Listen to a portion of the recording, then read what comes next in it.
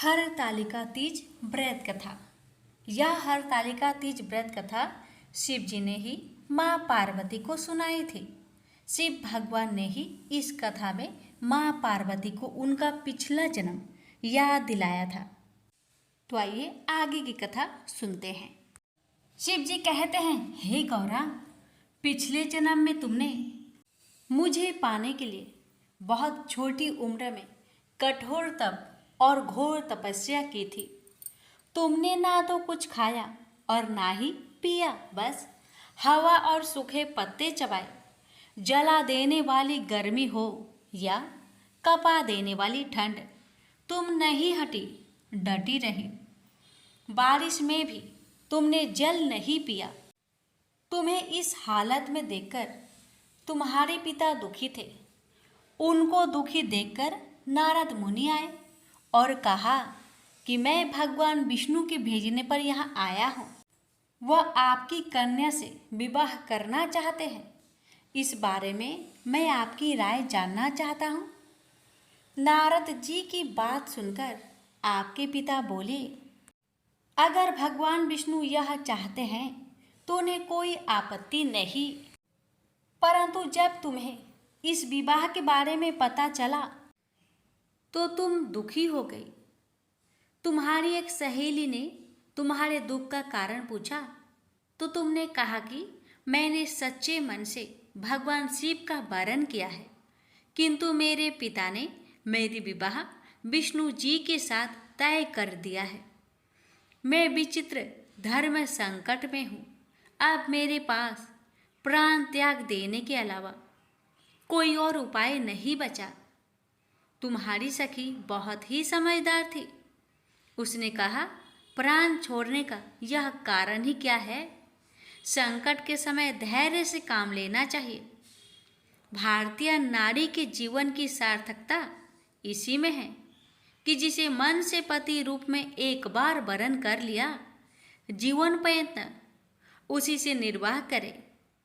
मैं तुम्हें घनघोर वन में ले चलती हूँ, जो साधना स्थल भी है और जहाँ तुम्हारे पिता तुम्हें खोज भी नहीं पाएंगे। मुझे पूर्ण विश्वास है कि ईश्वर अवश्य ही तुम्हारी सहायता करेंगे। तुमने ऐसा ही किया। तुम्हारे पिता तुम्हें घर में ना पाकर बड़े चिंतित और दुखी हुए। इधर तुम्हारी खोज होती रही, उधर तुम अपनी सहेली के साथ नदी के तट पर एक गुफा में मेरी आराधना में लीन रहने लगी। तुमने रेत के शिवलिंग का निर्माण किया। तुम्हारी इस कठोर तपस्या के प्रभाव से मेरा आसन हिल उठा और मैं शीघ्र ही तुम्हारे पास पहुंचा और तुमसे वर मांगने को कहा। तब अपनी तपस्या के फलीभूत मुझे अपने समक्ष पाकर तुमने कहा, मैं आपको सच्चे मन से पति के रूप में वरण कर चुकी हूँ। यदि आप सचमुच मेरी तपस्या से प्रसन्न होकर यहाँ पधारे हैं तो मुझे अपनी अर्धांगिनी के रूप में स्वीकार कर लीजिए। तब तथास्तु कहकर मैं कैलाश पर्वत पर लौट गया। उसी समय गिरिराज अपने बंधु बांधवों के साथ तुम्हें खोजते हुए वहाँ पहुँचे। तुमने सारा वृत्तांत बताया और कहा कि मैं घर तभी जाऊंगी अगर आप महादेव से मेरा विवाह करेंगे।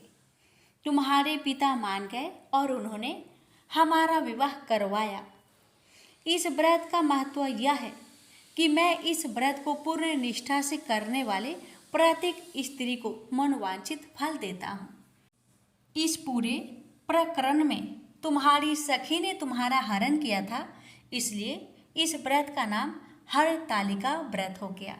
इस व्रत से जुड़ी एक मान्यता यह है कि इस व्रत को करने वाली स्त्रियां पार्वती जी के समान ही सुखपूर्वक पति रमन करके शिवलोक को जाती है। सौभाग्यवती स्त्रियां अपने सुहाग को अखंड बनाए रखने और अविवाहित युवतियां मन मुताबिक वर पाने के लिए हरतालिका तीज का व्रत करती है। इस दिन व्रत करने वाली स्त्रियां सूर्योदय से पूर्व ही उठ जाती है और नहाकर पूरा श्रृंगार करती है। पूजन के लिए केले के पत्तों में मंडप बनाकर गौरी शंकर की प्रतिमा स्थापित की जाती है। इसके साथ पार्वती जी को सुहाग का सारा सामान चढ़ाया जाता है। रात में भजन कीर्तन करते हुए जागरण कर 3 बार आरती की जाती है और शिव पार्वती विवाह की कथा सुनी जाती है। इस व्रत के व्रती को शयन का निषेध है, इसके लिए उसे रात्रि में भजन कीर्तन के साथ रात्रि जागरण करना पड़ता है।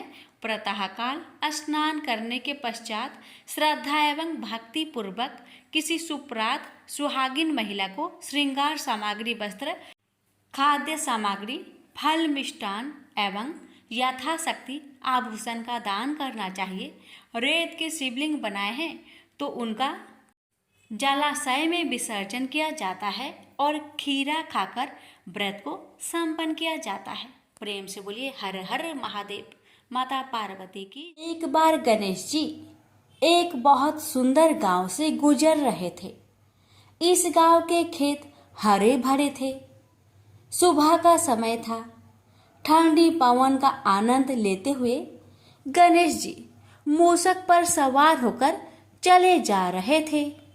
इतने में वह एक खेत से गुजरे तो आनंदवश फसलों में हाथ फिरा दिया।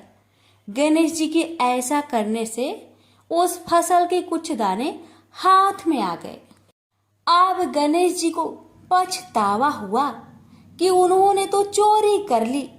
भले ही उन्होंने जानबूझकर नहीं चुराया, लेकिन अब फसल के दाने तो उनके हाथ में आ गए। गणेश जी ने गिने तो वह 12 थे। अब गणेश जी ने उस खेत के मालिक को खोजा और उन सेठ जी के यहाँ 12 साल की नौकरी पर लग गए। एक दिन सेठानी राख से हाथ धोने लगी तो गणेश जी ने सेठानी का हाथ पकड़कर मिट्टी से हाथ धुलवा दिया। सेठानी ने सेठ जी से शिकायत की और कहा कि देखो, नौकर ने मेरा हाथ पकड़ लिया। सेठ जी ने गणेश को बुलाकर पूछा कि तुमने सेठानी का हाथ क्यों पकड़ा? गणेश जी ने बोला कि मैंने तो बस ये कह रहा था कि राख से हाथ धोने से घर की लक्ष्मी नाराज होकर घर से चली जाती है और मिट्टी से हाथ धोने से आती है। सेठ जी ने सोचा कि गणेश ठीक कह रहा है। थोड़ी दिनों बाद कुंभ का मेला आया। सेठ जी ने कहा, गणेश, सेठानी को कुंभ के मेले में स्नान करा कर ले आओ। सेठानी किनारे पर बैठकर नहा रही थी तो गणेश जी उनका हाथ पकड़कर आगे डुबकी लगवा लाए। घर आकर सेठानी ने सेठ से कहा कि गणेश ने तो मेरी इज्जत ही नहीं रखी और इतने सारे आदमियों के बीच में मुझे घसीटकर आगे पानी में ले गए। तब सेठ जी ने गणेश जी से पूछा कि ऐसा क्यों किया? तो गणेश जी ने कहा कि सेठानी किनारे बैठकर गंदे पानी से नहा रही थी तो मैं आगे अच्छे पानी में डुबकी लगवा कर ले आया। इससे अगले जन्म में बहुत बड़े राजा और राजपाट मिलेगा। सेठ जी ने सोचा कि गणेश ठीक कह रहा है। एक दिन घर में पूजा पाठ हो रही थी, हवन हो रहा था। सेठ जी ने गणेश को कहा कि जाओ सेठानी को बुलाकर ले आओ। गणेश सेठानी को बुलाने गए तो सेठानी काली चुनरी ओढ़कर चलने लगी तो गणेश जी ने काली चुनरी फाड़ दी और कहा कि लाल चुनरी ओढ़ के चलो। सेठानी नाराज होकर सो गई।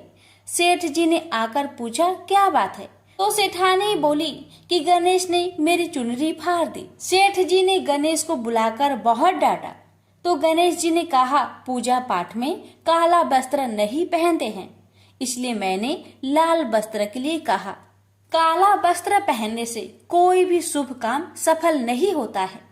फिर सेठ जी ने सोचा कि गणेश है तो समझदार। एक दिन सेठ जी पूजा करने लगे तो पंडित जी ने बोला कि वो गणेश जी की मूर्ति लाना भूल गए, अब क्या करें? तो गणेश जी ने बोला कि मेरे को ही मूर्ति बनाकर विराजमान कर लो, आपके सारे काम सफल हो जाएंगे। यह बात सुनकर सेठ जी को भी बहुत गुस्सा आया और वे बोले कि तुम तो अब तक सेठानी से ही मजाक करते थे, मेरे से भी करने लगे। तो गणेश जी ने कहा, मैं मजाक नहीं कर रहा हूं, मैं सच बात कह रहा हूं। इतने में ही गणेश जी ने गणेश जी का रूप धारण कर लिया और सेठ और सेठानी ने ही गणेश जी की पूजा की। पूजा खत्म होते ही गणेश जी अंतर ध्यान हो गए। सेठ सेठानी को बहुत धोखा हुआ और उन्होंने कहा कि हमारे पास तो गणेश जी रहते थे और हमने उनसे इतना काम करवाया। तो गणेश जी ने सपने में आकर सेठ जी को कहा कि आपके खेत में से मैंने 12 अनाज के दाने तोड़ लिए थे, उसी का दोष उतारने के लिए मैंने आपके यहाँ काम किया था। सेठ जी की करोड़ों की माया हो गई। हे गणेश जी महाराज, जैसा सेठानी को दिया वैसा सबको देना, कहते को सुनते को और सारे परिवार को दे देना। जय श्री गणेश जी।